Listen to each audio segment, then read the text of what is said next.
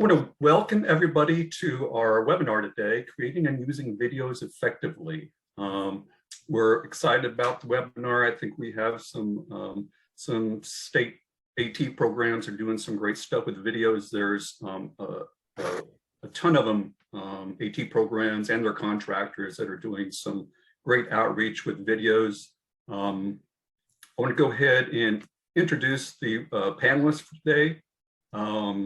First of all is Allison Robinson from Oklahoma Able Tech, Nicole Prieto from Indiana in Data, Kim Singleton from Pennsylvania Tech Owl, Alana Rafael from Pennsylvania Tech Owl, and Tom D'Agostino from Pennsylvania Tech Owl.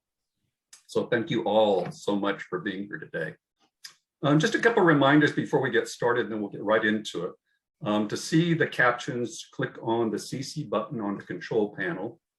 If you have any questions or comments, put them in the chat window, and we'll either address them at the conclusion of the panel, or if they're short and something that somebody can answer at the time, then we'll try to monitor it as closely as we can. And then also, you will get a post-webinar survey, so please complete it and send it in. It'll take about 2 or 3 minutes to fill out, so please do that. So let me just kind of run over some of the questions that we've talked to the panelists, and they're going to be touching on. First of all, just does anybody have a strategy related to their use of videos in terms of how they use them?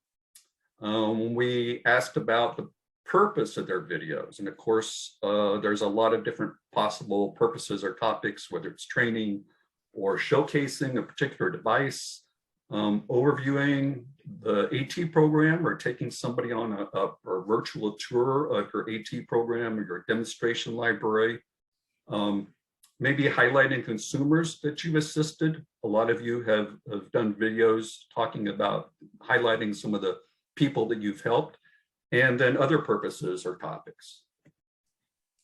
And just a few other things in terms of what kinds of things have you considered in with your videos. One is just using some type of opening branding sequence before the start or the finish of your videos. Using any particular editing software or apps. What ways that you might market your videos to increase the number of viewers. What you do for captioning and audio description, whether you have a playlist or on YouTube or on your website.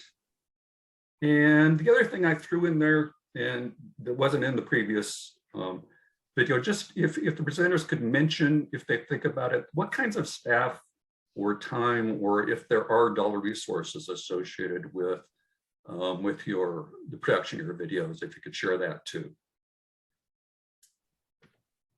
So with that, I'm going to stop sharing and turn it over to Allison. All right. Okay. I thank you so much for having me help as a part of this panel. I am excited to share with you guys what Able Tech's doing, and in addition to that, you're going to hear some really great information from the other states as well. And I just love all of you all's personalities on this panel. And so I think everybody's going to have a great time. But as Marty said, I am with Oklahoma Able Tech, and I'm an assistant director here. I've been with Able Tech for about 10 years.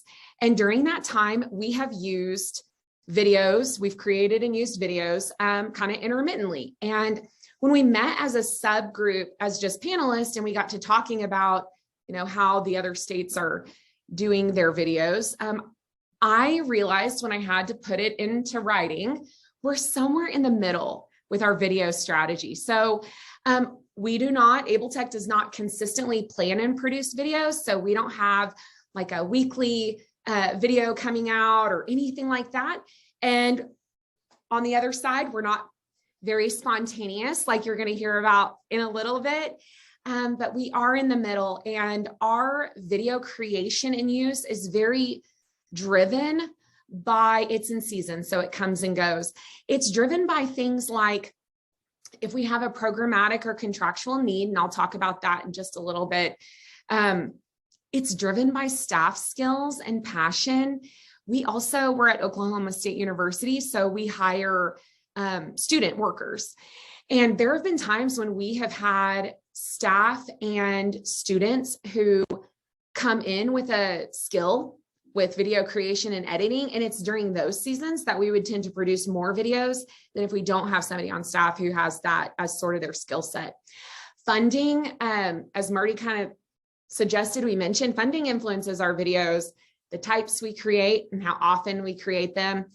And then requests, I will say during COVID, I feel like we have, in the last 2 years, we've gotten more requests for videos, and actually even more, say, this last fall, where people are asking, can you send us a short 2 to 3 minute video about Able Tech programs and services?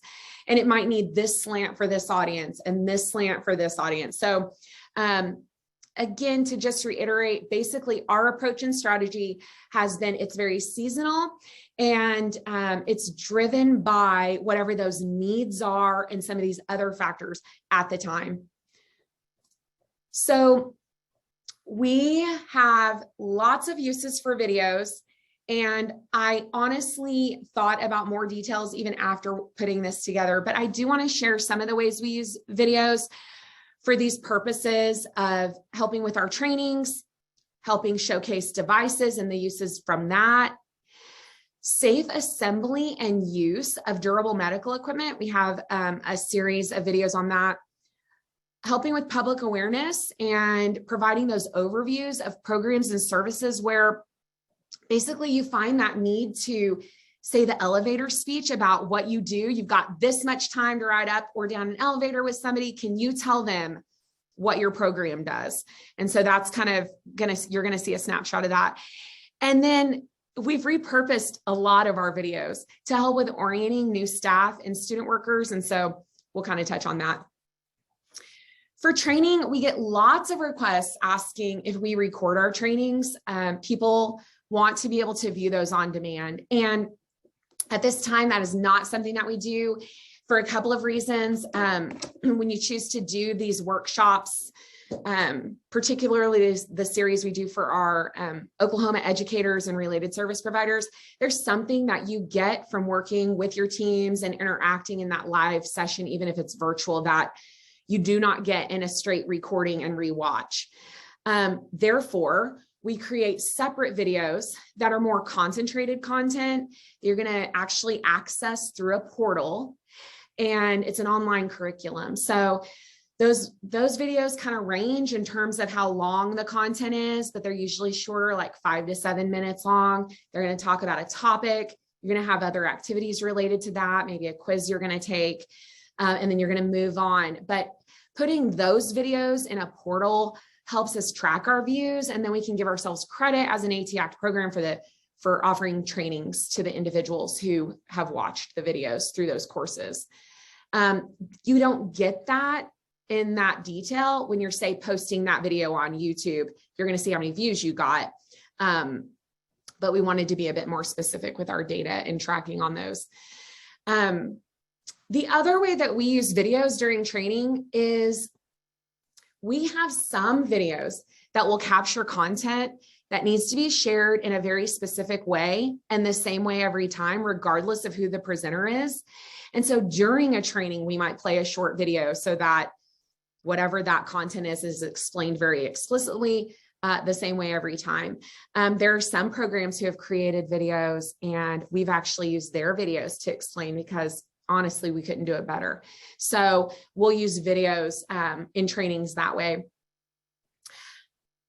When we do our video series, our training series for educators and related service providers in the fall and in the spring. And one of those workshops requires almost all of our core staff to participate.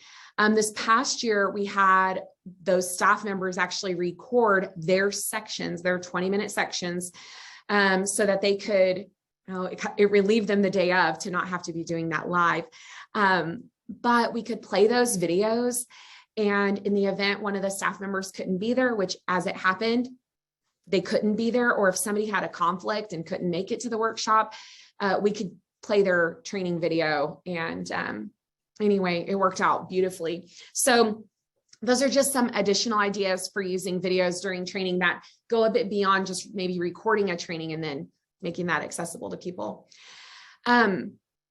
We have created a lot of videos about showcasing devices. There are multiple uses for this type of video. If you are considering doing these, or maybe you have them, these are some of the ways we've used them. Videos that are short, that tell about a device and kind of the basics of using it, can help a person decide if maybe that's something they want to borrow from your program or not. In some cases, we have people borrow, and watching a short video gets them over that hump of not knowing how to use the device. So if ATAC programs, you may have heard this. So somebody calls you up and they say, hey, I need an extension on this loan. I haven't used it yet. And it happens because they don't know what they're doing. So we would have a short video. It'd show you how to turn the device on, might show you how to do some modifications to it, maybe adjust lighting or a magnification or add a vocabulary word on a speech generating device.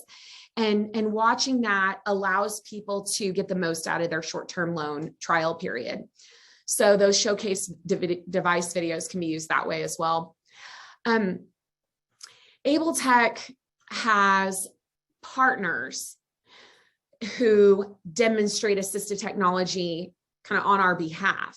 And one of those partners are our early intervention service providers across the state. So they're serving infants and toddlers with disabilities. And through our partnership, we provide the kits of assistive technology statewide. And then those service providers demonstrate the assistive technology to the little ones and their families. And then they report back the data and decision-making to us, and we can record it. That's a lot of individuals all over the state with lots of different backgrounds, with their hands on assistive technology. And there were certain things that we wanted them to know that we could not just constantly be offering, say, a Zoom training for every new time a new service provider would come on board and need to know about the AT. So our liaison, Amy, helped create short videos showing how to operate the assistive technology, how to use it and demonstrate it with the infants and toddlers with disabilities. And then she included a part about, hey, how you would clean or sanitize it, because they're basically they're providing a demonstration and repacking that and then using it again with other kiddos and families. So we've used our showcase device videos in that way as well to basically help partners better provide quality demonstrations of assistive technology. We did have a very specific need arise a couple of years ago when we basically all went home due to COVID. We have our device reuse program where we take in gently used durable medical equipment and get it refurbished and basically fixed up for the next person. And then we have an individual, Brian, who, when it's a bigger piece of durable medical equipment, will go deliver that across the state of Oklahoma. And when we went home for COVID, we were not wanting to put him in a position or others in a position where he was going to be going and having direct contact with individuals, because prior to that, he would deliver a hospital bed. He would put that in a person's home in the room they wanted. He would assemble it, show them how to use it, make sure it would meet their needs. And he wasn't going to be able to do that anymore. And he had a goal to develop videos, but we didn't prioritize it. When COVID came, we realized that videos could help us start delivering again and do no contact deliveries while still providing guidance on how to safely assemble and use the durable medical equipment. So you're going to see some clips in a little bit, and I'll show you a clip about how we did those in particular. But I loved it because he had the goal to develop them, and we really found the time to prioritize it. And it got that program back out there, and it got durable medical equipment. Basically, we were only having to be sort of closed down, if you will, for a shorter period of time. That allowed us to create the videos. And then once we got rolled back in, we were able to continue delivering and meeting people's needs. These public awareness or overview of programs and services, this use for videos, this is our the elevator speech video. So if you find yourself saying the same thing over and over again, you might need to create a video. It was at this time that we were actually exploring animated videos, and we're using a software that's now called Beyond. So fun to make, so fun to watch. I'm going to tell you a little bit more about this type of video when I show you the clip that I have. But basically, it got us all into creating avatars of ourselves, and you'll see some of that in our online curriculum. And I'll just point out, you know, when you see the hippie looking avatar with longer red hair and glasses, that's me. So look for her in that clip you're going to see in a little bit. I will tell you that when we started making these videos, we wanted to share them broadly, and we did share them with our advisory council.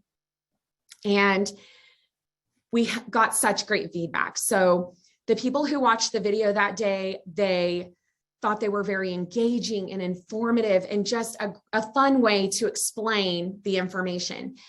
We have on the council an individual who's blind who during that same time was listening to the video. And we'd been playing around with the synthetic voices and things like that. I will tell you, her feedback was not as enthusiastic. She didn't feel like by listening to the video, it was as engaging as she was hearing people say the visuals were. And so we took that information to heart, and on our subsequent videos, added more audio components that would make it more engaging to listen. And we looked into more kind of equalizing that so that a person listening felt like that video was as engaging as the person who was watching it. So that was really great feedback to have received. And then this is just to kind of reiterate what I mentioned a little bit before. A lot of these videos, they help us meet the need of duplicating ourselves. So you've hired a new staff member, depending on their role, or you've hired a student worker, depending on their role. We have sets of videos that we might have them watch. If they're going to be answering the phones and helping us that way, we're going to have them watch those we're going to have them watch the programmatic overview videos.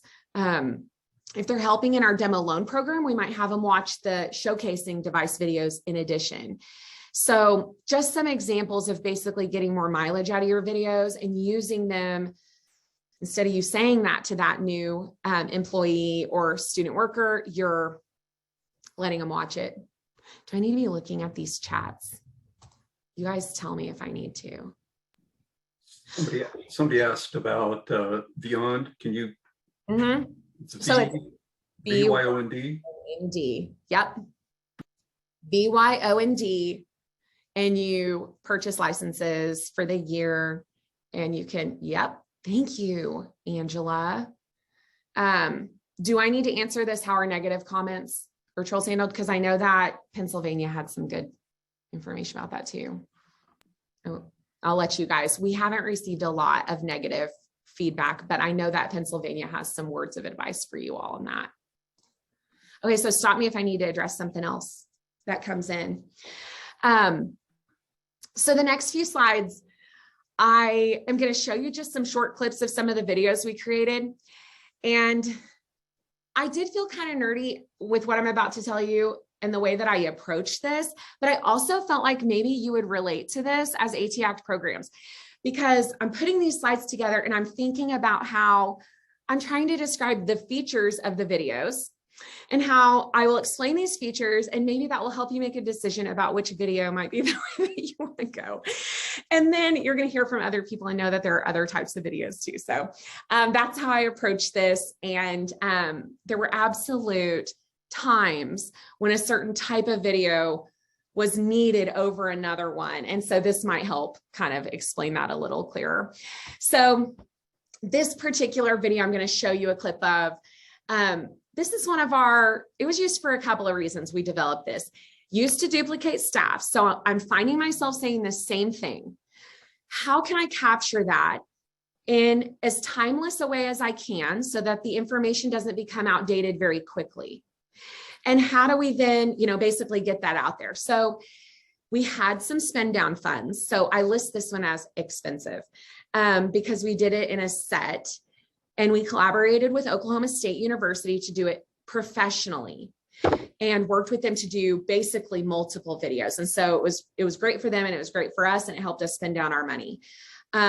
This video is a bit longer than some of, I'd say, what we would prefer these days, which is a shorter video.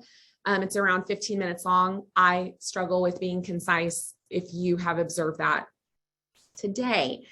But I'm going to show you a short clip and you can get an idea. This was done 7 or 8 years ago. It's our most popular video with the most views. And it has reached people beyond Oklahoma. So curiously, last week, someone from the Czech Republic emailed me because they saw this video and they wanted to know about AAC resources in their location. And I love that. And I never would have imagined that creating it that many years ago, it would still be doing its thing. The AT is a little bit outdated, but the ideas are still relevant. So I'll show you a short clip.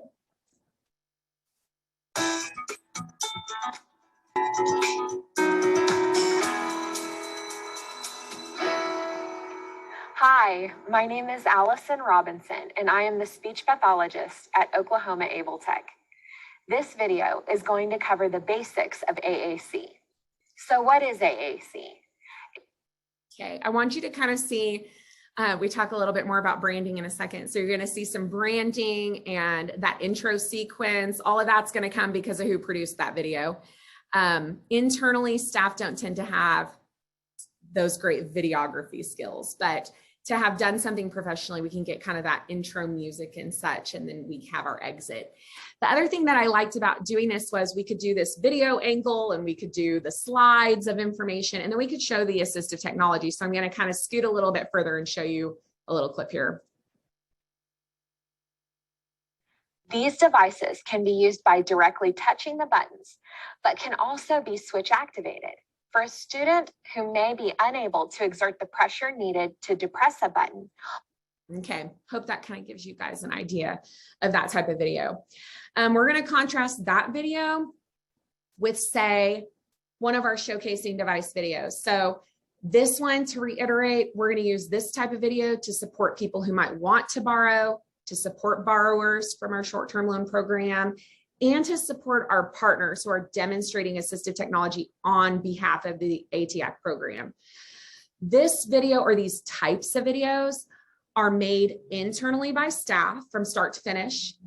And we might use something like Zoom and a screen capture. We're going to edit in YouTube, which I think maybe Indiana, they might talk a little bit more about that.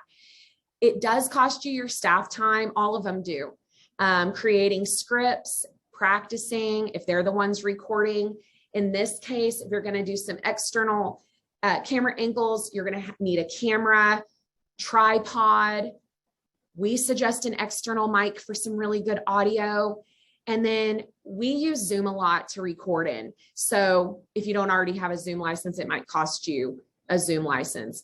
These videos are around 2 to 3 minutes, but because we create them in a series like this, and they're going to look kind of similar to the other videos in the series, short and succinct, you kind of get a flow with it, and then it can kind of go faster. So I'll show you just a brief clip on this with Amy.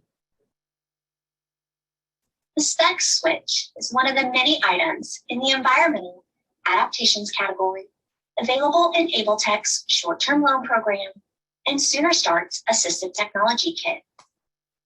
So that reminds me to say, for these types of videos, they are for our Sooner Start providers, but they are available on YouTube. They're organized in playlists by assistive technology category. So you guys can go and you can kind of peruse and watch all of there got to be about 50 just for this kit of items right now.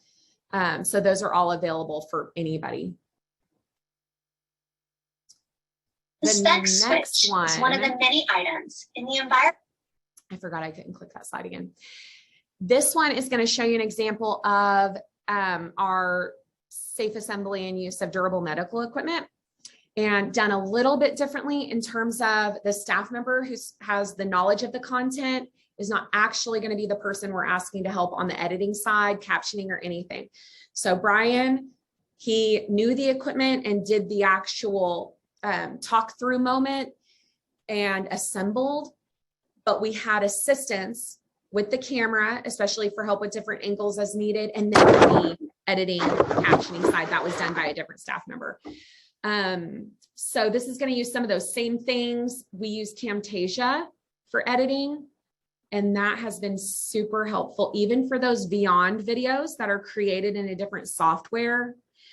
We found out with a recent request for one of those short videos that we could edit a video in Camtasia, even if it was one of those animated ones. So that's been very helpful. This particular video, because it is a thorough description of how do you assemble equipment, it is a little bit longer. I'll show you a little clip on that. Welcome to AbleTech's hospital bed instructional video. The hospital bed includes 5 components and will need to be assembled before use. The 5 components are the head spring, the foot spring, the head end, the foot end, and the drive shaft. So when I looked at that, I remembered, you know, he did do some setup in that space to kind of clear his surroundings. And we did do some testing with lighting and audio and video before he did that series, just so we can make sure the emphasis was on him and the equipment. And then we did a few of those basically for anything that he was going to want to deliver, but have no contact. And then individuals could watch this to know how to assemble. Thousands of people have watched that video. So I love that that has been helpful for more than just the people we were serving, because these videos are available on YouTube as well. This is an example of one of our program overview videos. This particular one is highlighting our Sooner Start collaboration, but we did one for our demo loan program and our financial loan program and our reutilization program, because once we found it and we loved it so much, we basically created a video series of this too. So this is another one that's made completely internally by staff. We used Beyond to create and edit it, and then we used YouTube to caption it. This will cost you staff time, because once they get in there and they start playing with it and they have a lot of fun, like you could just keep going and not be done with it. But those licenses cost money too. And then, like I mentioned, you can edit on the back end in another software like Camtasia. And why you might need to do that, in particular, our video for demonstrations and short-term loans said, come on over to AbleTech and bring your friends and family. And we're really actually not encouraging people to come into the office right now. So very quickly, a staff member, Avery, edited out that part of the video. We'll resave and recaption, and we'll repost and share it, and it'll be able to be used. Just 2 to 3 minutes, these videos. So I'll give you a little clip of that. AbleTech Sooner Start collaboration. Welcome. We are so excited to tell you about AbleTech's collaboration with Sooner Start. AbleTech is Oklahoma's Assistive Technology Act program, serving people of all disabilities and in all environments of education, employment, and community living. Okay. AbleTech. So you've seen some examples of the videos. We've talked about reasons and seasons for creating them and using them. This information are just other things to consider that I haven't already mentioned. So branding is important. If you saw some of those intros to the videos, depending on who funded that video, who created the video, who we collaborated with for it, you're going to see those logos. And then, you know, if we did it internally, it might not quite be as fancy as, say, like Oklahoma State University. We have another series that we created in conjunction or collaboration with the State Department of Education and filmed them there at the State Department of Ed. Those have their own branding thing. So completely influenced by the funder and who created the video. For editing, This is influenced by the type of video being created, how long it is, and how many you're doing. So if you're doing a lot, they're long, and you've got some funds, we might ask for help on those. So somebody else is going to be editing those videos. Same applies for something like captioning. We're going to try to do all of our own captioning internally, but if it's a long video or we have a lot of them, we might, send the video out to like a 3Play Media or a group like that to do the captioning for us. Otherwise, we very much try to do it in-house and think that saves quite a bit of money. I'm trying to think. In particular, we've all got, as AT Act programs, the One Big Thing video coming up if you haven't already done it. And so like that kind of video, I'm more comfortable doing something like that in an iMovie and using a Mac. And so I'm going to maybe from start to finish do that and do my captioning in that and all of it. So there are so many options depending on what the need is, who's doing it, your funding. And we have taken all of those into consideration at different times to decide what should we do and if we should pursue it. Whenever we create anything, we're sharing it broadly. So we have weekly, monthly, quarterly communications. We're going to blast out that video or links to the video. We're going to share with our advisory council and ask that they share broadly. Our partners, we want to share with them so they can share, and then using social media. So I hope all of that's helpful. If you guys have questions, and I'll look at the chat and we can segue to the next speaker. Let me quit sharing though. I'll check the chat.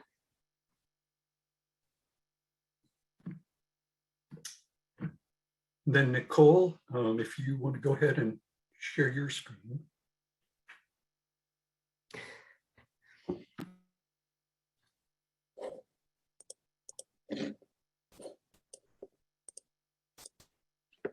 Hi there, everyone. Everybody's able to see my first slides up there? Hear me? Okay. I'm Nicole Prieto. I am the Community Outreach Coordinator for the InData Project, and we are the AT Act in Indiana. So we're here just to talk a little bit about what we do with video and how we create awareness with our video. I think mostly what I'll focus on is something we've been doing for years and years is our tech tip videos. I had worked in Crossroads in employment years before, and I came back in 2010 and didn't talk much about us doing video in the job. And then one day, Wade Wingler, I'm sure you guys are familiar with him, handed me a flip camera and said, we're going to do videos. We're going to do tech tip videos. So it's been a learning process ever since. And we've started our YouTube channel years ago and have thousands of videos on there. We do weekly tech tips and they post to our YouTube page on Mondays. And then we push that content out to our blog and all of our social media channels. And what you're seeing here is you're seeing the homepage of our YouTube channel. What we do have on our homepage is a premiere video, which is just a featured video that just stays in there and plays immediately anytime anyone would come to our page. And it's just an overview of what the AT Act is, particularly ours in Indiana. And then you can go in and you can see playlists that we have. So you'll see our current videos that we have posted, but you also can search by different tech tips through different playlists that will then let you search by different disability types or category.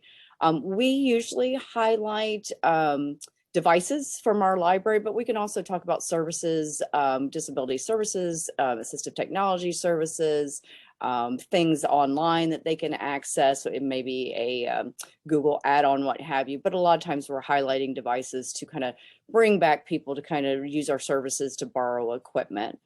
We've seen our ideal time is about 2 to 4 minutes for our video with our devices when we're showing them.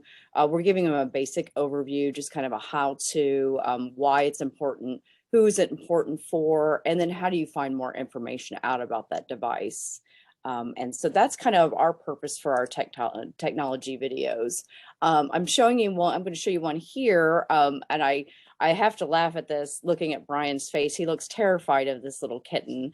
But you actually, when you're in the videos, you can choose your beginning screen on your YouTube channel of what this will see when it embedded. This is not our face of this when you go to our YouTube channel, but I left it for comedic, little comic relief here. One of the things I did want to point out is I do the videos, and I think what is wonderful about these is they aren't professionally done.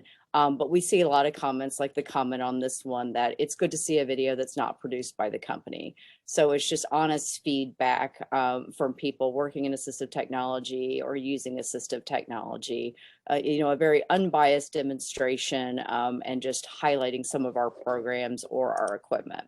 So just to give you a little idea about our tech tips.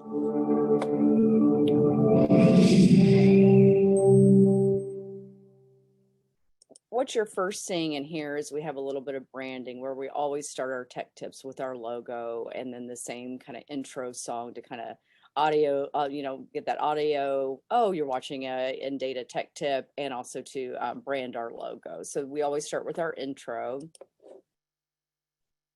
Hi, my name is Brian Norton with the In-Data Project at Easter Seals Crossroads. And today we're going to be taking a look at Butterscotch, our robotic cat from Joy for All.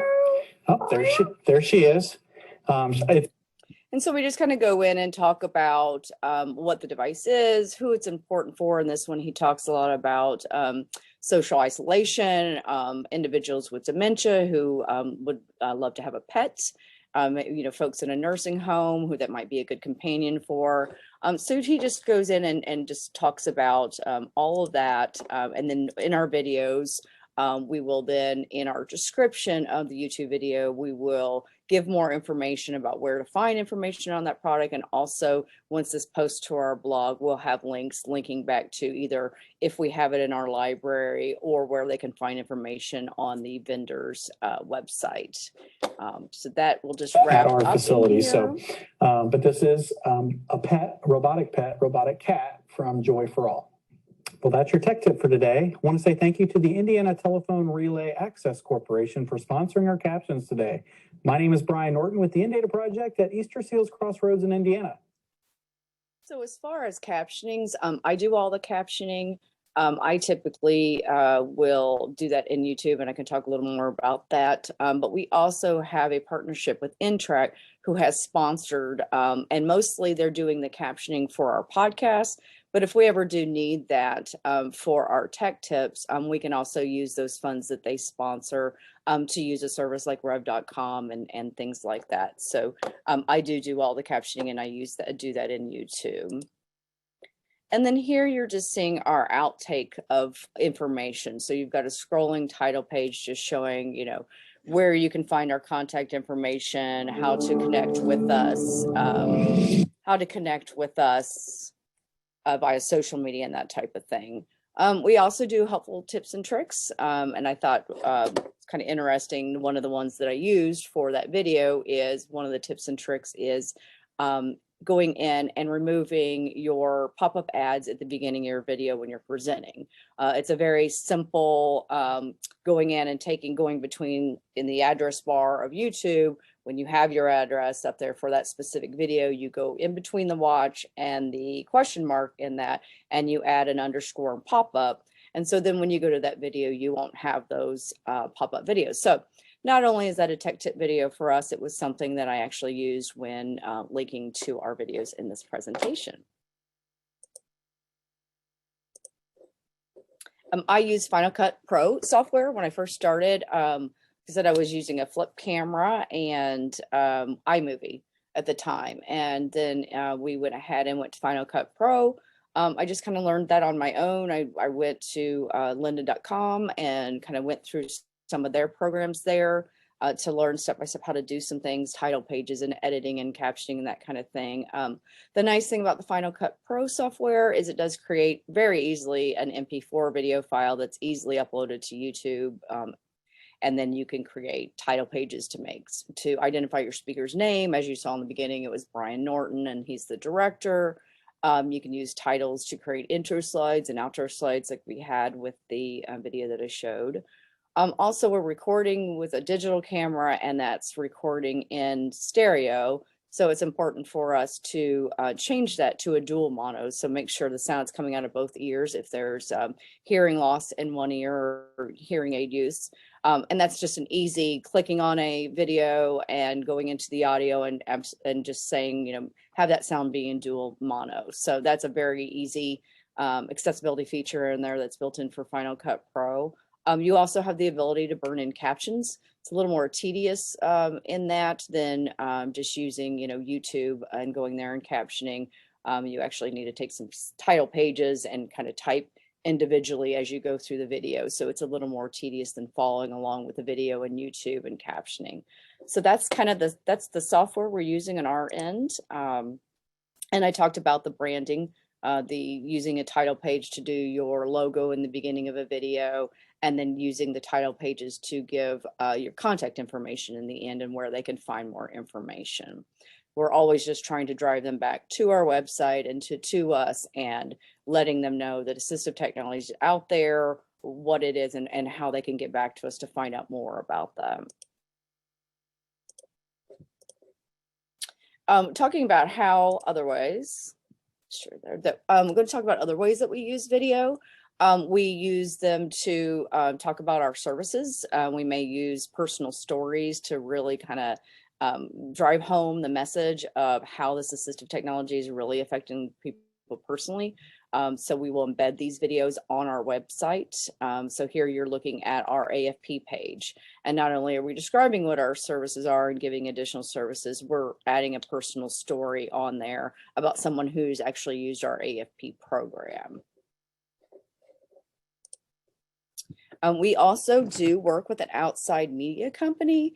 They don't often do videos for us. They do spend a lot of time getting us news coverage and on the media. So we do take a lot of those news clips and we store them on our website so people can see that information. But we have had them do some program videos, and this is an example of one of our program videos that they have worked on with us.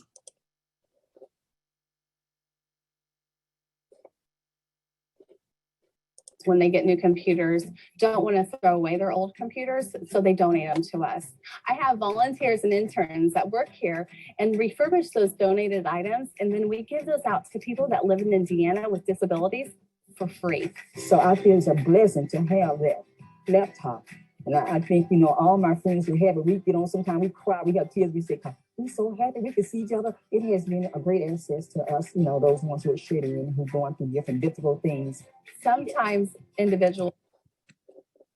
So here we just talked about, this was during the height of the shutdown, and we were talking about our depot program and just kind of highlighting someone that had gotten a computer and is able to socialize with her friends via Zoom and getting that computer to be able to do that. And she was just thrilled to have that. And it was neat to highlight her. So we did use a company, our outside marketing company, to do this video, but most of our videos are done by myself in-house.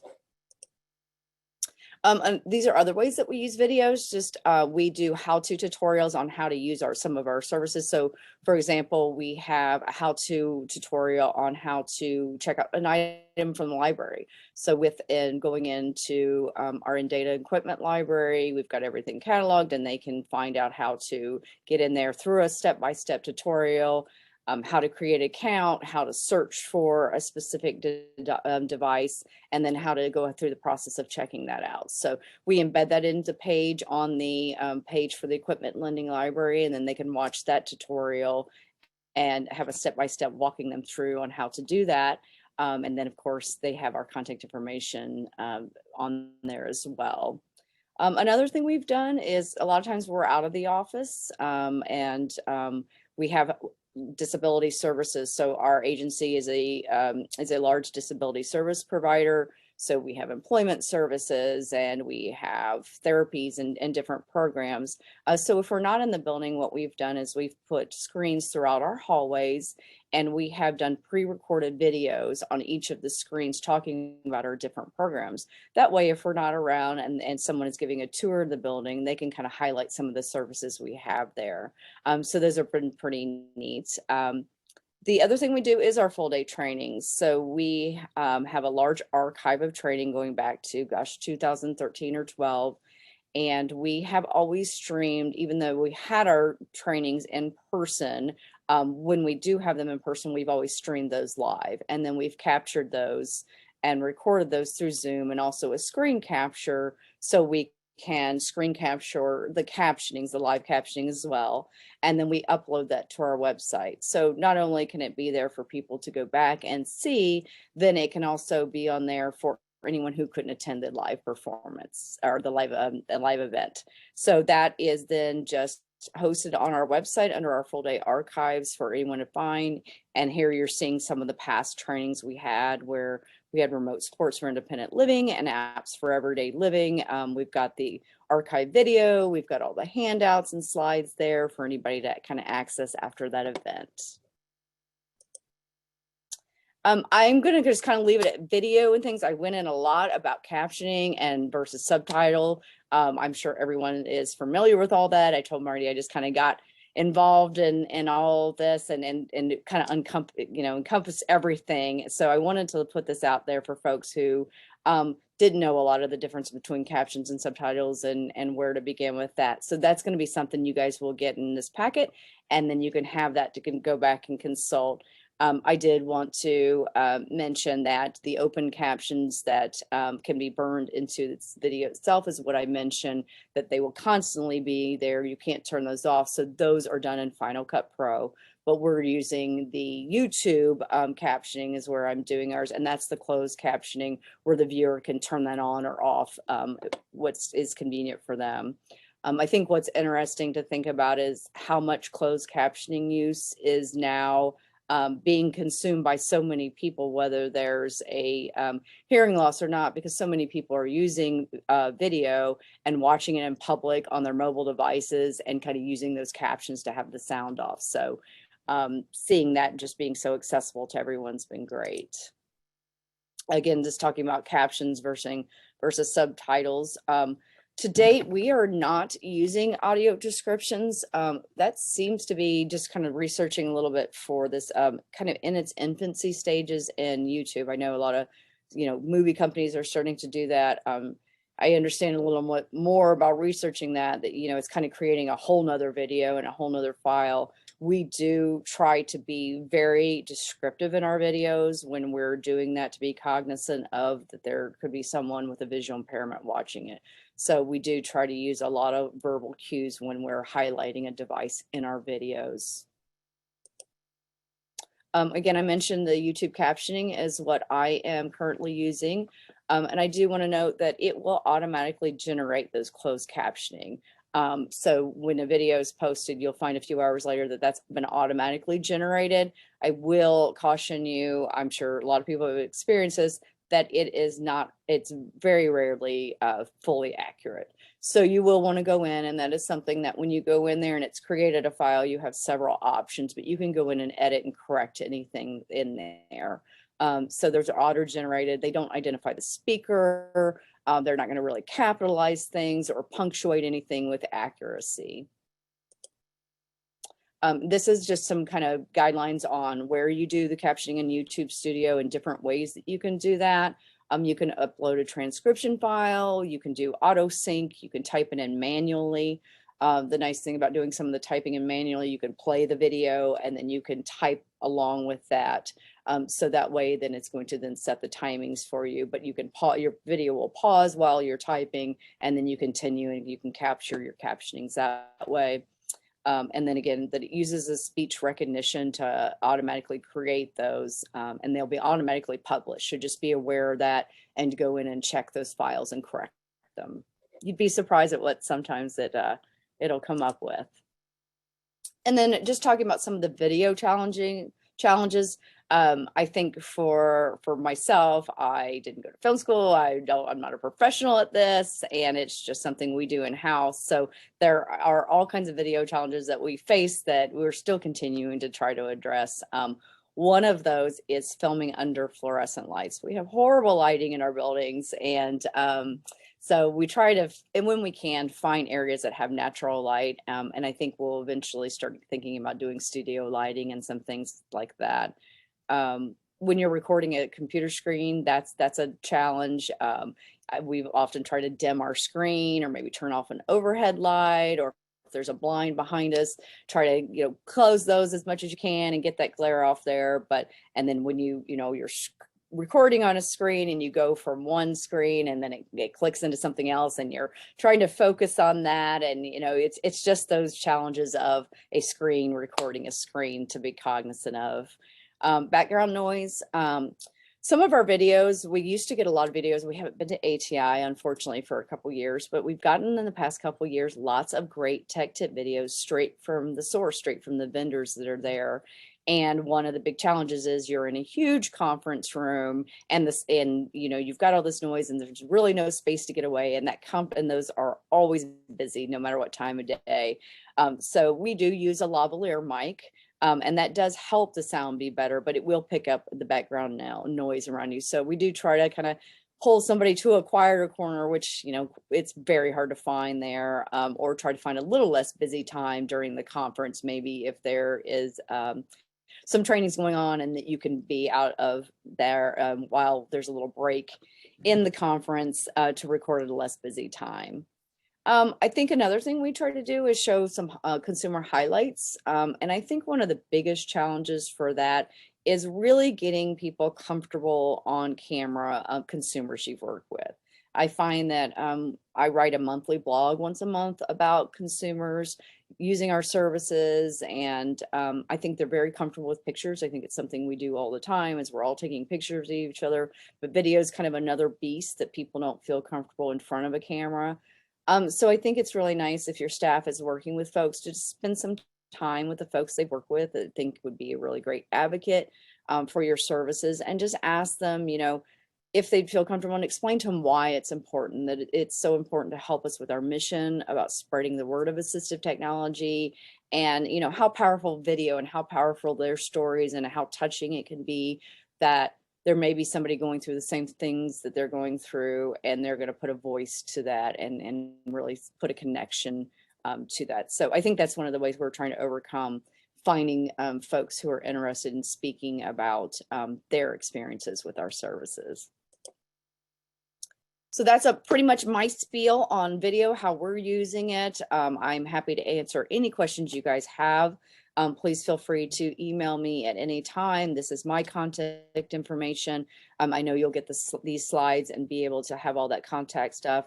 That is our website information. And thanks for letting me share that information with you. I'm really excited to be on this panel. I've already learned a lot from what other folks are doing. It's interesting to see that we're all doing different things, but with the same mission of reaching people and getting the word out about assistive technology. So thank you for having me. And just before we transition, I just want to mention that we'd be going to the webinar will last until 4:15 Eastern. So just to make everybody aware.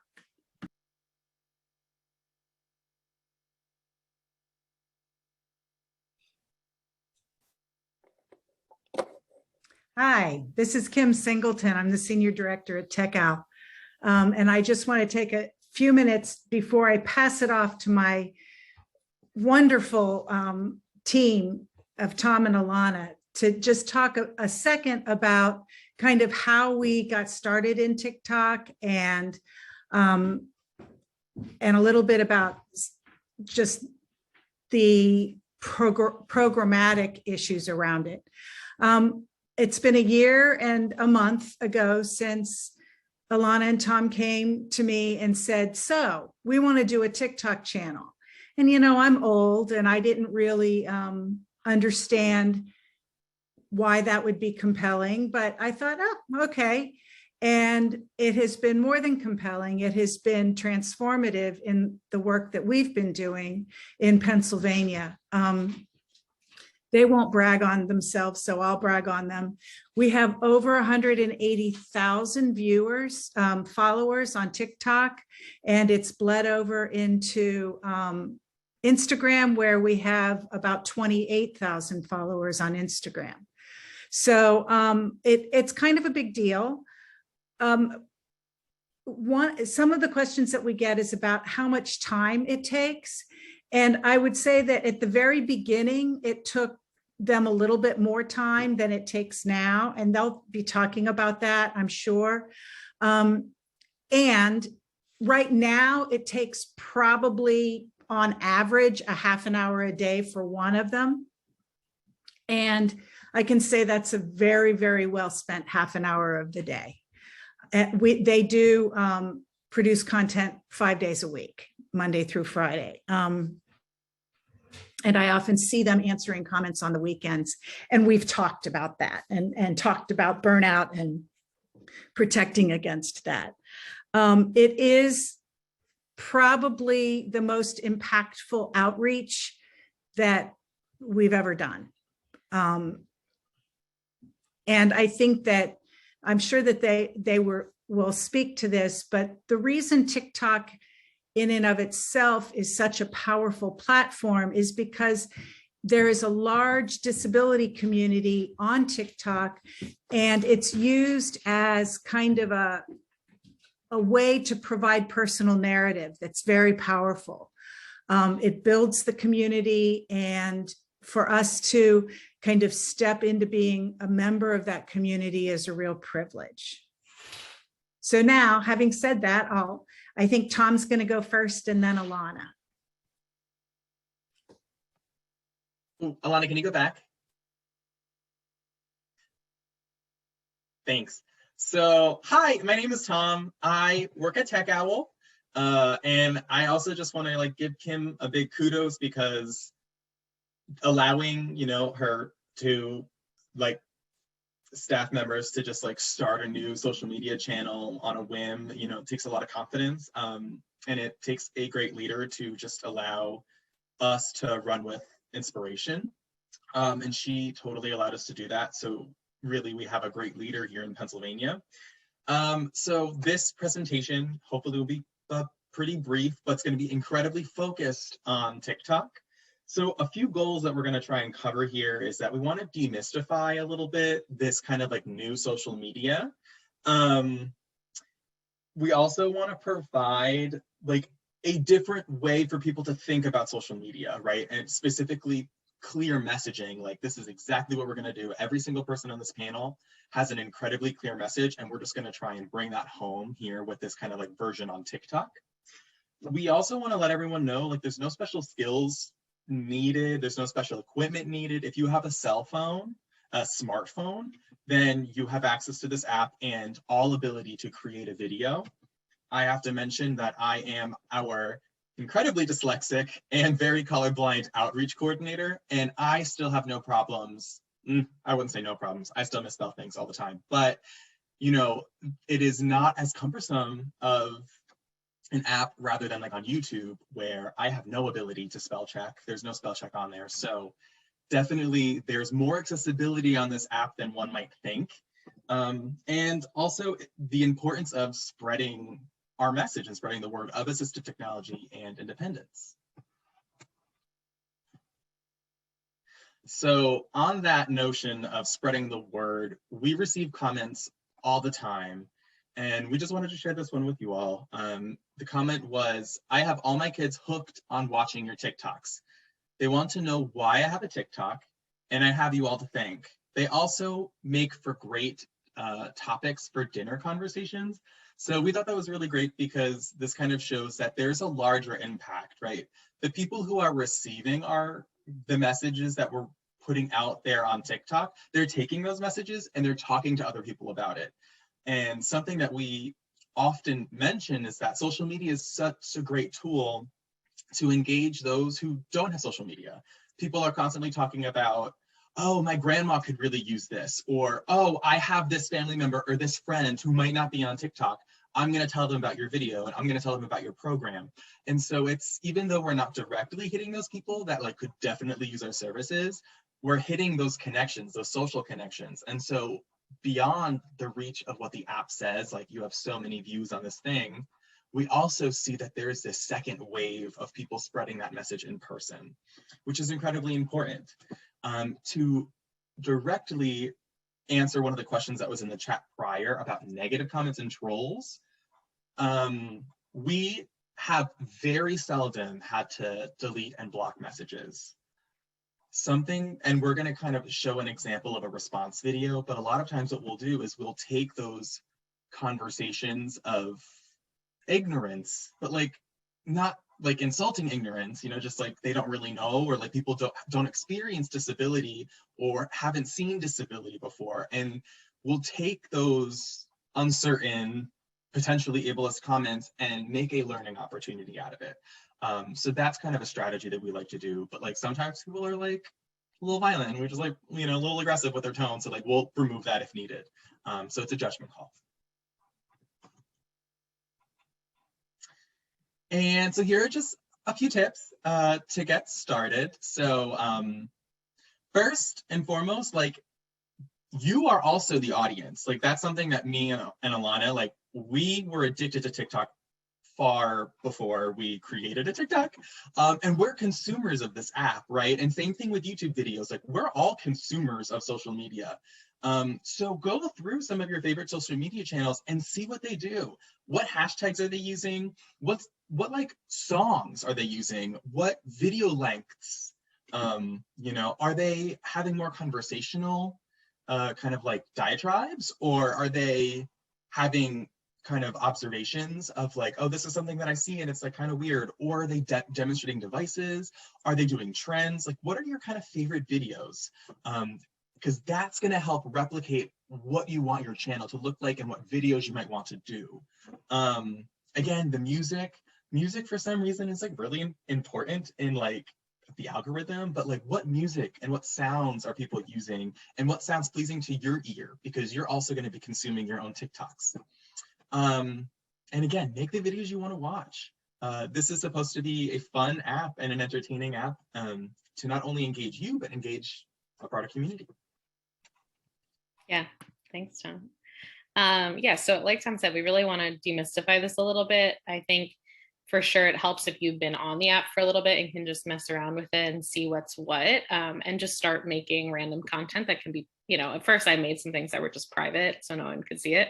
So you can just start messing around, and if you have any questions about that, we're happy to answer. We really highly encourage people to get into this. And we have our content is for you to use and for you to be inspired by, and we're both very into just people reusing and whatever. So we want, because our goal is to educate people. So if you ever want to, I'll show you how you can use our videos easily. But yes, we're here for you, and we support your attempt to make TikTok happen. Emails so if you are in the chat. Yes. So if you have other suggestions that we have for you as you get started, we try to make our videos about 20 to 30 seconds long. Sometimes there are certain sounds that are like 10 seconds, and we do that, but we really try not to do more than 30 seconds unless it's like something really complicated or important, but that's what we're going for. TikTok is such like a quick algorithm, and you're really just trying to sort through. One of the reasons that we can create content so quickly now is that we've collected and stored a lot of content for use. So we have a whole folder that we share, and I've sorted it. So there's like little folders. One folder says 3D printing, one folder says demos, DIY, and we can just pull content from those videos. So when I want to make a quick video about pool noodles, I already have like 15 videos about pool noodles. I can put it together. So because once you have a video of something, you can reuse it in so many ways, because TikTok often goes to people that don't follow you yet. They're just strangers. You can reuse a lot, and it's not the same as YouTube or whatever, where it's not mostly, it's just going out to the world, so you can reuse a lot. Of course, have a focused mission, which you have already. You're already set up for a niche. We only use about 4 to 5 hashtags. We used to use a ton of hashtags for everything. We've learned that it seems like it's a little better, based on Tom's researching of TikTok algorithm and things, just to do 4 or 5. You can look at ours if you want to reuse the same ones. TikTok, of course, you may realize or not, but it's all vertical. So for example, if you're going to do a video for YouTube that's horizontal, while you're doing that, sometimes I'll do this, I'll just take a quick 10-second video that's vertical as well, just to put in our content folder so that I also have a vertical video for TikTok. It's really hard. The horizontal videos on TikTok just don't really work. I highly discourage you from doing any horizontal on TikTok. And then text to speech, I think Allison may have been talking about this a little bit. We do use a lot of text to speech on our videos. Honestly, neither one of us particularly loves our speaking voices, and we sometimes do that, and we'll, do a voiceover talk just live on our TikTok, but we also really like using this text to speech voice because then neither one of us needs to listen to our own voices. So I'll just play this quick example for you of text to speech. This is the Andy Warhol Museum in Pittsburgh that I went to recently. Oh, that didn't work. Hang on. The Andy Warhol Museum in Pittsburgh has a very cool option for guests who are blind or have low vision. There are 3D printed tactile reproductions of the artwork that guests are encouraged to touch. Sighted guests can experience it too. We love this. So that's kind of a funky voice. There are like 15 different voices. Sometimes I use weird ones. And also, I don't know why it came in the slides this way. There aren't usually black things on the sides on TikTok. When it came onto the slides, it was like that. So that's the text to speech. You can change the voices, set how long they stay on the screen. So that way it has the captions and the auditory at the same time. We always include background music, as you could hear. We try to include music that's just instrumental, so we're not worrying about overlapping words and captioning two things at once. But every once in a while we use a song with words and just deal with that as we need to.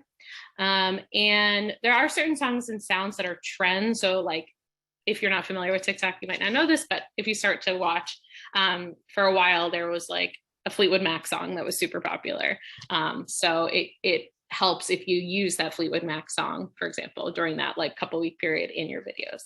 And you can always we're usually sort of paying attention to that, but we do need to check lyrics for cursing and other problematic things.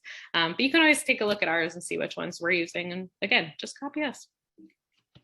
We love that. And real quick about some accessibility with TikTok.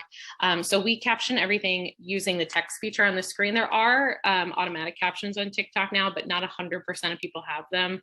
I think some non-American users don't have the automatic caption. So we just 100% of the time caption everything on the screen. That used to take me longer. That's one thing that does require a little more effort. Now I'm super fast at it, but it just takes, I'm generally a fast captioner. I don't know if Allison said this. I also love, maybe both of you said this. I love YouTube captions and can go through that really quickly. But yeah, you can caption on the screen. We also, if there are song lyrics, we tend to caption that on the screen as well. So you'll see in this picture of the OB robot, I just put, it's a little blurry, but it says lyrics. When I see trouble come my way, I'll be making lemonade. So those were the lyrics that was playing in the song music in the background. I also, sometimes if it's too much on the screen, I'll just put the captions of the song in the comments of the video, which is what I also do for video descriptions. So you'll see here, the first comment on any video, as soon as I post it, I write a comment and then I pin that comment. So it's always at the top. This one says video description, a yellow cardboard box on a shelf that says extractor. It has an as seen on TV label and says free bonus egg slicer. I usually number them because sometimes I need 4 line, you can only have so much text in a comment. So I usually number them. That was 1. And then I reply to that and keep going. Number 2. And people, even, non-blind users people aren't using screen readers, they're just reading these, but it's really helpful because it's oh, that thing was an extractor that Alana was talking about. So those are really helpful for everyone. All right, Tom. Nice. So now we're going to kind of get into aspects of what types of videos, almost categories of videos that we like to do. So we have 5 categories of videos. One obviously is trends. And so here's an example of a trend and then how we changed it to be AT. Oops. Oh. Hang on.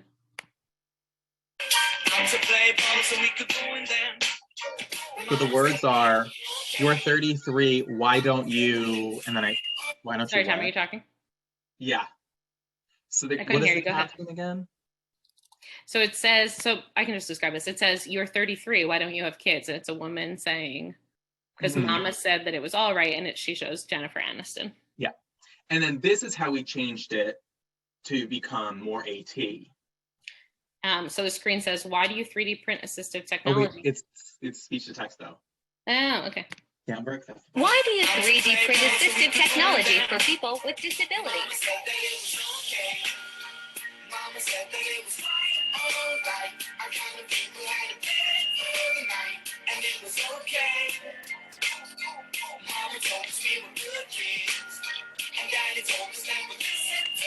All right, we're gonna go through these quick because we only have 4 minutes. So the great thing about that is trends, when something is trending, you can get a tremendous amount of views. That has about 1.8 million views. After that, we had just an influx in our fabrication program. This next one is device demos. Maybe we could just show one. Maybe the OB, right? Is that the OB? Oh no, that's the lift. It's a lift tour. I'll just show it real quick. This follower asked about tools for people with tremors.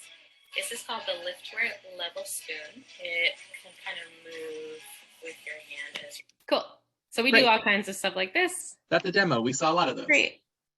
And then we have DIY. So since we have a fabrication program, which not all ATAC programs have fabrication, but we were able to kind of really launch the TikTok through a lot of our fabrication stuff, and we got a lot of interest. And so this is an example of pool noodles. We love pool noodles too. Handheld card holder. Be careful. And you might notice, we didn't say this explicitly, but if someone comments something, you can respond to a comment with a video. So you can, if they say like, oh, have you ever used pool noodles for anything? I think that's something like that. And I commented or responded with a video saying like, yeah, we love pool noodles. Here you go. Exactly. That's another way to like engage. Ooh. So these are kind of more videos that have like a message. So this one, I'll show you this one on the left. This video came out of people basically being ableist in our comments. We had a couple of videos of 3D printed tools, stuff like that. And there was like a lot of people saying like, I don't get why you would need this, or, you know, I'm not going to go into it, but just ableist comments, people being ignorant or ableist, or, you know. And so we wanted to kind of create something to answer that. And so this video answers that question. I'll play that for you. Oh, let's see if I will play it.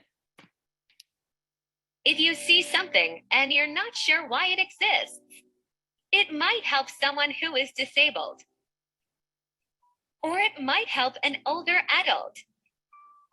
Or a little kid. It might even help you someday. And some disabilities aren't visible. So you never know who might need some help. We're teaching people about assistive technology. Follow along. All right, so that one was really popular, and I think it really struck a nerve with people in a good way. So, and I can always refer people back to that when they're being a little ableist. And then the last thing here is what you can do if you want to get started and don't really know what content to make yet. Tom, do you want to explain Stitch and Duet? Yeah. So basically, when you stitch a video or you duet a video, you take a small portion of that video and then you can create your own video. That could be on the left side of the screen. We have a stitched video where someone took a small bit of my video and then they created their own video to respond to that video. Or on the right side of the screen, you have a duetted video where literally there's two screens going on at the same time, kind of also to respond. I wonder, you want to show the one on the left? Yeah, so this one, the Stitch, you'll see it's quiet in the beginning, but it's a quick little clip of Tom talking about tactile papers on the ground. And then someone's going to kind of come in suddenly and talk about his own perspectives. You'll see Tom at first and then someone else who we don't know. We also have this issue up here in New Hampshire, and this is how I help my clients deal with these kind of situations. So instead of using the pavers for orientation, a person can use the inside shoreline like this grass line to help them line up to cross the street. Yeah, and all of our videos do have Stitch and Duets on. We really like when people stitch and duet our videos. I'll just show you this duet real quick just so you can see the concept. And that's my mom. I want to show you the most accessible way to wrap a present for the holidays, because all kids deserve the thrill of ripping wrapping paper off of their presents. First, you need to make a loop with a piece of ribbon and tape it to the edge of the box. So this creator didn't even do it. She just watched our video. Yeah. So like, this is literally something you could do to get started. You could just be on the side watching our video, or you could stitch us and say like, oh yeah, we have that in our lending library too. Here's how you access it. So you could really make that easy for yourself. Anything else on that, Tom? Nope. I think we're good. Yeah. So, you know, I sometimes like, there's a moment when I'm talking about social media and TikTok where it feels very like, you know, like less serious or something than other work we do. But I think the impact is really serious. And I like to just make note of that. Like the amount of people that have said like, I didn't know that existed. Oh my God, that might change my life. Or, you know, the impact is just really amazing. And it might lead to wonderful things down the road, like destigmatizing AT in general and making all AT like how glasses are. Like when I revealed to people that glasses are AT, that was like, whew. And now I'm like, yeah, could everything be like that? Yeah, sure. And even inventions. I mean, TikTok has created many new assistive devices because people are like, I need help. I have Parkinson's and I can't get my pill out of the bottle. And now we have a 3D printed open source file that anyone can print who has Parkinson's.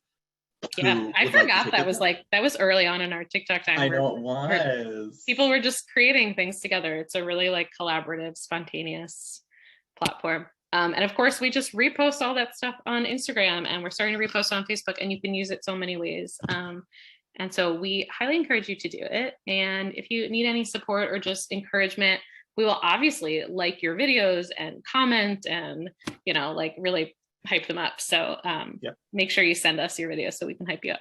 And if you have any questions, please don't hesitate to reach out. Cool. Wow, we did it. Only 2 minutes over. That is fantastic. Hey, thanks so much, guys. Yeah, and we will be sending out a survey to all the participants just to get your feedback on it. And one of the things we ask on there is a space to let us know if you have a YouTube video page or have a website where you have all your videos collected. Let us know too if you have obviously a TikTok channel also. So thanks to everybody. Thank you so much to our presenters. Great job. It was so much fun. And we really, really do appreciate it. So thanks again to everybody who joined us, and we will be talking with you later. So long.